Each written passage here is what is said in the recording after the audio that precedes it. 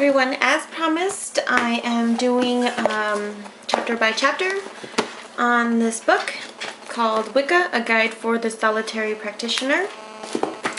So today I'm going to do chapters 1 and chapter 2 because chapter 1 by itself is super short.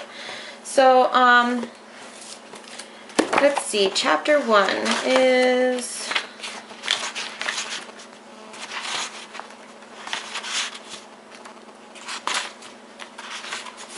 Wicca and Shamanism. Okay, so I'll just open my book too. Chapter 1, Shamanism has been defined as the first religion. That's what this book says. Prior to our time, shamans were the medicine people, the power wielders, both male and female. They did magic and spoke to the spirits of nature and were the first humans with knowledge. From these primitive beginnings arose all magic and religion, including Wicca. Many techniques of Wicca originate from shamanism, so Wicca can be described as a shamanic religion. The Wiccan ideal of morality. Do what you want as long as you harm none, and do nothing that will harm yourself as well. So this is widely known to pretty much all who practice Wicca, witchcraft, paganism. And there is a difference between Wicca and witchcraft. You hear a lot about these books, call it Wicca a lot. And then there is witchcraft too. So I am reading another book by Lori Cabot, and she's a Salem witch. Go check out her book. It's I'm like halfway through it, and it's really good. It goes through the past and explaining, you know, the different religions, and why witchcraft was made to look evil to everyone. So go check that out. I'll be going through that book too, but check out that book. It's Lori Cabot is the author, and I believe the name is The Power of the Witch. But I'll put that down on in the notes, the correct name of it, when you see this video. So it should pop up like right about now. Okay, so Wicca embraces magic. Magic isn't a means of forcing nature. Magic is nature. And that's chapter 1. So see why I'm doing chapter 2 too. So chapter 2 is about the deities. And deities is what you believe in, like the goddess and the god. You know, the different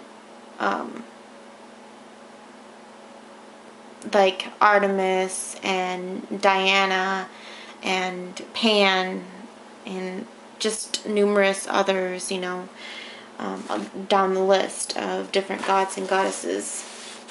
Okay, so the supreme power was personified in two basic beings, the goddess and the god. Wicca reveres these twin deities because of its link with nature. We do not worship them, we work with them to help ourselves and our Mother Earth and everything else in between. And I say that a couple times in this part because I think that just jumped out on me the most.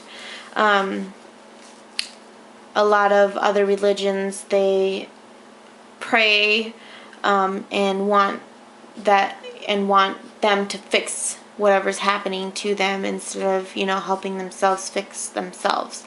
And that's a big thing to me, is you can't put everything in their hands. There's so many people that are praying to them.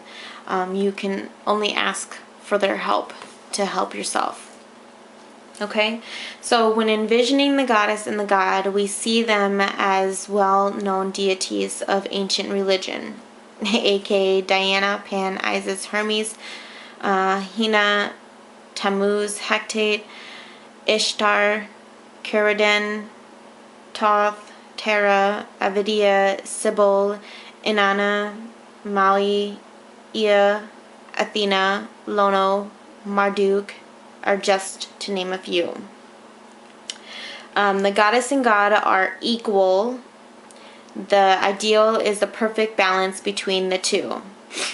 Goddess, she is the embodiment of fertility and love. Her symbols are cauldron, cup, labries, 5-petal flowers, the mirror, necklaces, seashells, pearls, silver, emeralds, and etc. Her creatures are rabbits, bears, owls, the dog, the cat, bat, goose, cow, dolphin, lion, horse, wren, scorpion, spider, and bee.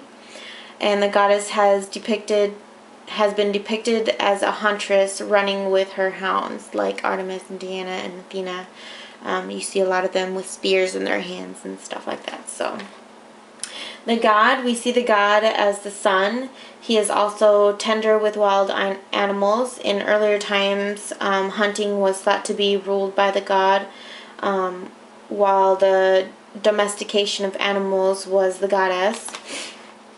His domain, forest untouched by human hands, burning deserts, and towering mountains. Stars may be because they are distant suns, but they can go both ways.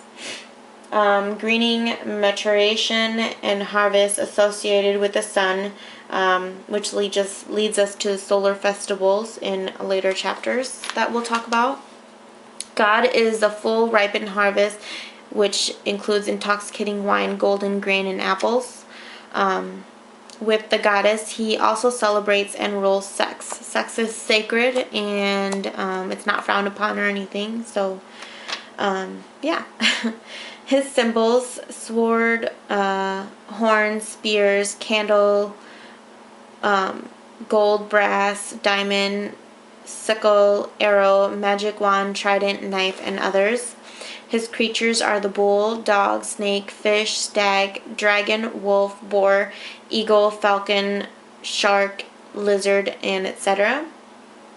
God was the sky father and goddess the mother earth. Wiccans don't leave our problems in the hands of the goddess and the god. We call on them to clear our minds, to help us help ourselves. Again, we work together to help our earth. We can call on them to empower us. Power is in the hands of every practitioner. You don't need tools to practice, but it's nice to have to help us focus our powers. Daily rituals. You don't need to open a circle, but you can if you want. For the goddess, you can stand in the presence of the moon and feel the power of the moon on your skin and just overflowing all over you. See her in any form you will, and you can chant her name, whatever name you have chosen your deity to be. For the god, do the same thing, but only during the day in the presence of the sun. And if it's cloudy, you can still feel the rays burst through them. So you don't have to be like, oh, it's cloudy outside, oh, it's raining outside. You could still feel it. You don't have to go outside. You can just stand in the window. Same as the moon, do the same thing. Do it while you're driving home. You can do it, while walking in the forest, connecting with the environment, connecting with the trees and the birds and everything, Do it for about a week or longer, however you want to do it for.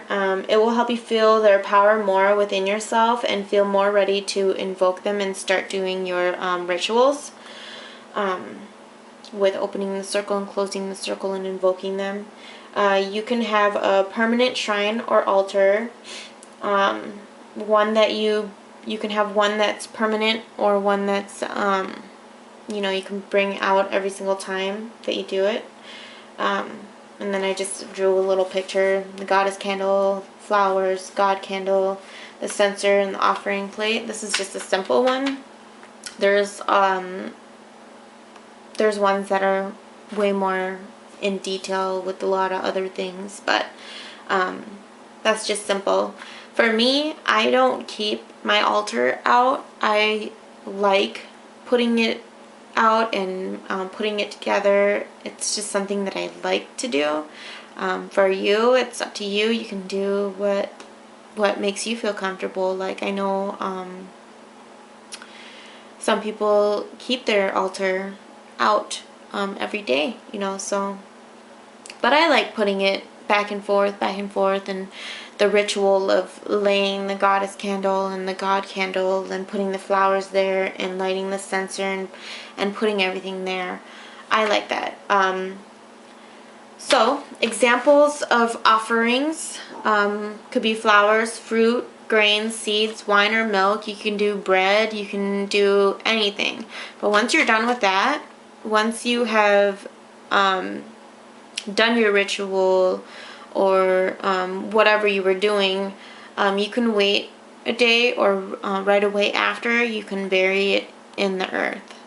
Or if you have like food, you can lay it out for the animals to eat, you know, whatever you want to do, but you want to give it back to the earth, okay? The candle colors for the goddess would be green, white, or silver, and the candle colors for the god would be red, yellow, or gold. And note, and I said this in my my haul, blowing out candles is an affront to the element of fire. So you snuff them out or use your fingers. So or like I have this little jar here. All I do is, after I light it, I just close it and then I open it again and all the smoke comes out. So, and you know, no air equals no fire. So basically. So that is the end of chapter 2, and I'm going to try and do this every week, and that way we'll be having something to do every week. So stay tuned until next week to see the next chapter. I might be doing 1 chapter depending on how lengthy it is, or I might be doing 2 chapters. Okay, so have a nice day and blessed be.